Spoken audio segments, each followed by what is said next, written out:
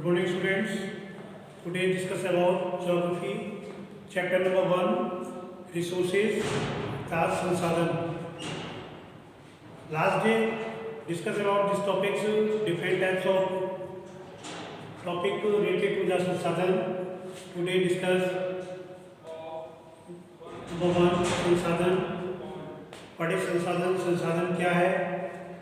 पूर्व में भी आपको बताया गया कि संसाधन प्रत्येक वर्ष इसका इस्तेमाल हम अपनी आवश्यकताओं की पूर्ति के लिए करते हैं, वह संसाधन बन जाती है या संसाधन कहलाती है। आज हम लोग संसाधन का वर्गीकरण, संसाधन के वर्गीकरण को कई भागों में बांटा गया है। मुख्य रूप से संसाधन का वर्गीकरण 3 प्रमुख बिंदुओं पर किया गया है। प्राकृतिक संसाधन, नंबर 2 मानव निर्मित संसाधन और नंबर 3 है मानव संसाधन। प्राकृतिक संसाधन में का वर्ग के बारे में जो प्रकृति के द्वारा में जो संसाधन में प्रकृति से प्राप्त होते हैं और अधिक संशोधन के बिना उपयोग में लाए जा सकते हैं। दूसरा ये हमें निःशुल्क उपहार के रूप में प्राप्त होते हैं, ये प्राकृतिक संसाधन कहलाते हैं, क्योंकि इसमें जो भी होते हैं वो बिना संशोधन किए एज इट इज जैसे होते हैं वैसे ही प्राप्त होते हैं, इसलिए प्राकृतिक संसाधन कहलाते हैं। इनमें कोई भी संशोधन नहीं किया जाता है।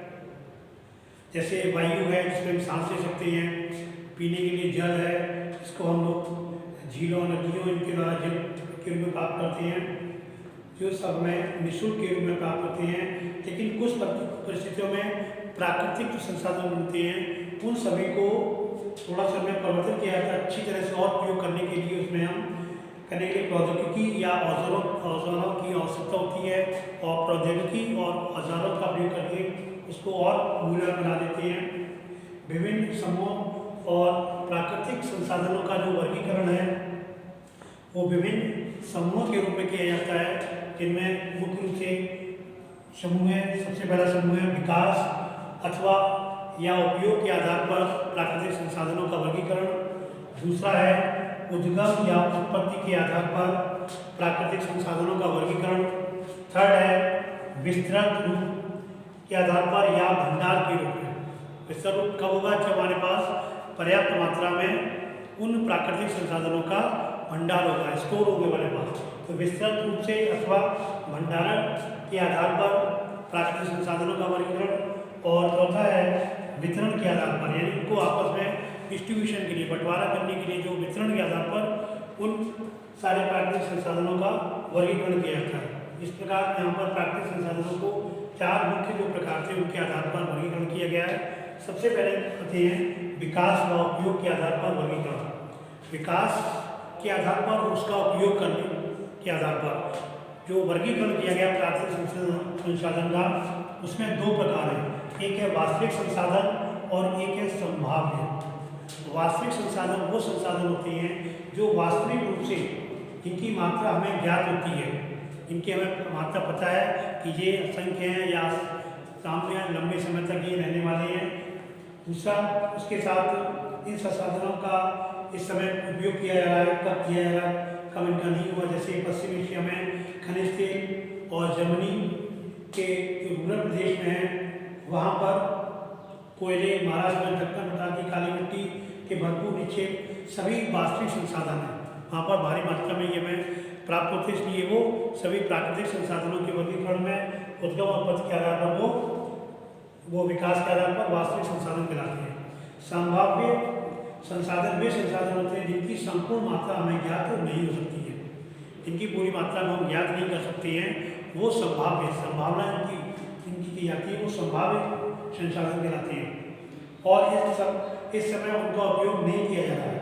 इन संसाधनों का उपयोग भविष्य में किया जा सकता है। इस समय जो हमारी प्रौद्योगिकी का स्तर है वो इन संसाधनों के लिए आसानी से उपयोग करके पर्याप्त रूप में उनका उन्नत होने की संभावना बनी हुई है। जैसे लद्दाख में पाया गया यूरेनियम, लद्दाख में जो यूरेनियम की मात्रा पाई गई है प्रौद्योगिकी के माध्यम से, तो उसका संभाव्य कोई निकालों में कितना वो पर्याप्त मात्रा में है। तो ये कोई ऐसा उदाहरण है जो संभाव्य है, जिसका प्रयोग भविष्य में किया जा सकता है। इसलिए संभाव्य प्राकृतिक संसाधन के रूप में आते हैं। दूसरा हमारा उद्गम या उत्पत्ति के आधार पर उद्गम या उत्पत्ति के आधार पर, जो उत्पत्ति इनकी होती है उसके आधार पर प्राकृतिक संसाधनों का जो वर्गीकरण किया गया है उसमें दो प्रकार के संसाधन रखे हैं। एक होते हैं जैव संसाधन, दूसरा होता है अजैव। जैव संसाधन जिसके माध्यम से, तो जैव संसाधन जो सजीव होते हैं और अजैव संसाधन निर्जीव होते हैं। मृदा, चट्टानें, खनिज, ये सब क्या अजैव संसाधन है। और परंतु जीव जंतु पौधे ये सब क्या हैं, ये सजीव के अंदर आते हैं, इसलिए ये जैव संसाधन है।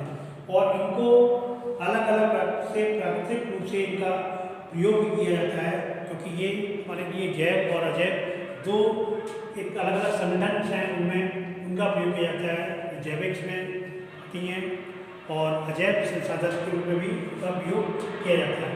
इसी प्रकार से अगला जो एक आधार आता है विस्तृत रूप या भंडारण के रूप के आधार पर प्राकृतिक संसाधनों का वर्गीकरण। वो वर्गीकरण भी दो भागों में बांटा जाता है, एक है नवीकरणीय और दूसरा है अनवीकरणीय। नवीकरणीय संसाधन से मतलब होता है जिसको हम पुनः प्राप्त कर सकते हैं, यानी जो नवीनीकरण संसाधन होते हैं जो शीघ्रता से नवीकरण किए जा सकते हैं या उनको पुनः पूरित किया जा सकता है, वो नवीकरण कहलाते हैं। और इनमें से कुछ असीमित है, उनमें से मानवीय क्रिया का कोई प्रभाव नहीं होता, जैसे पवन, सौर ऊर्जा, ये असीमित है, नवीकरणीय है लेकिन असीमित है, उनमें व्यक्ति का कोई भी इंटरफेयर नहीं होता, वो ऑटोमेटिकली अपने आप ही उनका नवीकरण होता रहता है। और उन पर जो लेकिन फिर भी कुछ नवीकरणीय संसाधन जैसे मृदा है, जल है, वन है, इनका हम नवीकरण कर सकते हैं, लेकिन लापरवाही के कारण इनका नवीकरण नहीं हो पाता, केवल फिर भी नवीकरण संसाधनों के अंतर्गत ये आते हैं और इसीलिए उनको उपयोग और भंडारण में वो प्रभावित कर सकता है। यदि उसका नवीकरण नहीं करेंगे इन चीज़ों का तो वो निश्चित ही उनका भंडारण का जो है वो स्थान में कम हो जाएगा। जब असीमित नवीकरण संसाधन प्रतीत होते हैं फिर भी जल की कमी और प्राकृतिक जल जो स्रोत होते हैं उनका सूखना आज पूरे संसार में बहुत से भागों में एक बड़ी समस्या है। तो इस प्रकार से और नवीकरण में उसमें हमें ध्यान रखना पड़ता है कि पुनः पूरित करने के लिए उनको नवीकरण किया जा सकता है। और अनवीकरण संसाधन वे संसाधन होते हैं जिनका प्रयोग भंडार के बाद एक बार समाप्त होने के बाद यदि वो समाप्त हो जाते हैं तो उनको हम नवीकरण नहीं कर सकते। भंडार में ही विस्तृत रूप से हमारे पास है और उनका अगर ज़्यादा उपयोग करने से वो समाप्त हो जाते हैं तो उनको हम नवीकरण नहीं कर सकते हैं, इसलिए वो अनवीकरणीय कैटेगरी में आ जाते हैं संसाधन, क्योंकि इसमें जो नहीं कर सकते हैं वो में पेट्रोलियम है, कोयला है, प्राकृतिक गैस है, ये सब अनवीकरणीय संसाधन अगर यदि समाप्त हो जाएंगे तो इनका उपयोग हम इनको नवीकरण नहीं कर सकते क्योंकि ये प्रकृति में प्राप्त हो रहे हैं, हम असीमित नहीं है, सीमित है, इनका पता नहीं कब ये समाप्त हो जाए। इसीलिए इनके लिए प्रौद्योगिकी माध्यम से अल्टरनेट इनके लिए इनका जहाँ प्रयोग होता है इसके स्थान पर दूसरे किसी और वस्तु का प्रयोग किया जाने की तैयारी इसलिए की जा रही है जिससे कि हम एक नए उसके अल्टरनेट उसके स्थान पर दूसरे चीज़ का प्रयोग कर सकें। उन सारी चीज़ों में जो कभी यानी इससे हमारे वो संसाधन है वो बने रहे। अगला टॉपिक आता है आपका तो वितरण के आधार पर। वितरण के आधार पर भी प्राकृतिक संसाधनों का वर्गीकरण किया जा सकता है। वितरण के आधार पर हम अगर प्राकृतिक संसाधनों का वर्गीकरण करें तो मुख्य रूप से दो तरह से उसमें हो जाता है। एक होता है आपका सर्वव्यापक और एक होता है स्थानिक। सर्वव्यापक संसाधन और स्थानिक संसाधन। सर्वव्यापक संसाधन का मतलब होता है जो सभी जगह सब जगह व्यापक सभी जगह पाया जाए, हर स्थान पर वो प्राप्त हो, सर्वव्यापक संसाधन कहलाता है। जिनमें जो संसाधन सभी जगह पाए जाते हैं जैसे वायु, इसमें हम सांस लेते हैं, ये सर्वव्यापक भी है।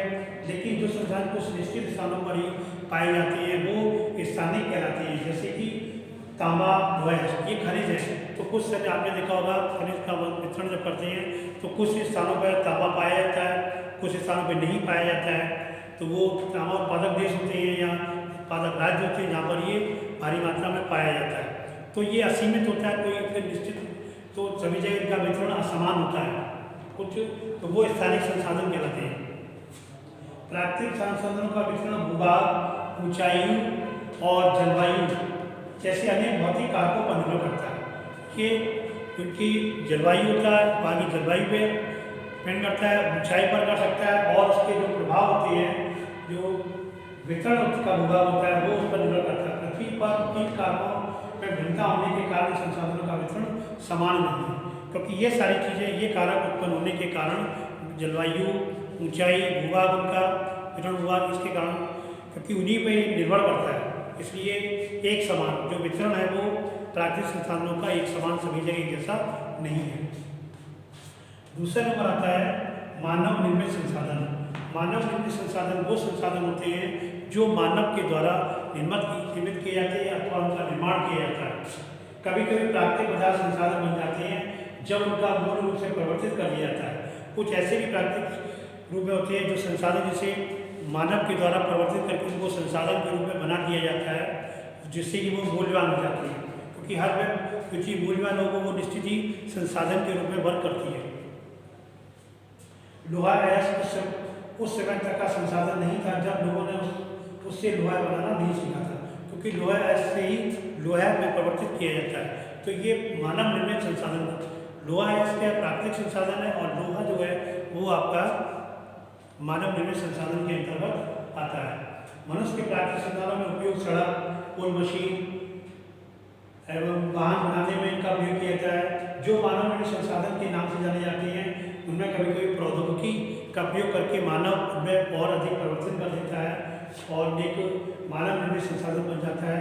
इसलिए अब जैसे लोग प्राकृतिक संसाधनों का इस्तेमाल करके मानव निर्मित संसाधन बनाते हैं।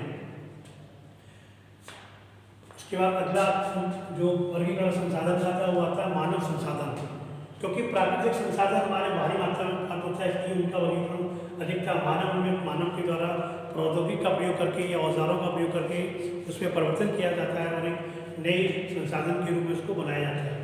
मानव संसाधन, क्योंकि मानव स्वयं एक संसाधन है, मानव के द्वारा किए गए कार्य वो भी संसाधन के रूप में कहे पड़ते हैं। मानव और अधिक संसाधन बनाने के लिए प्रकृति का सबसे अच्छा उपयोग तभी हो सकता है जब उसके पास ऐसा करने का कौशल हो। जब व्यक्ति के पास, मानव के पास स्वयं कौशल होगा तभी उस कौशल को वो सामने दिखा पाएगा और किसी प्राकृतिक संसाधन को मानव निर्मित संसाधन में परिवर्तित करेगा। इसीलिए मानव को भी संसाधन माना जाता है।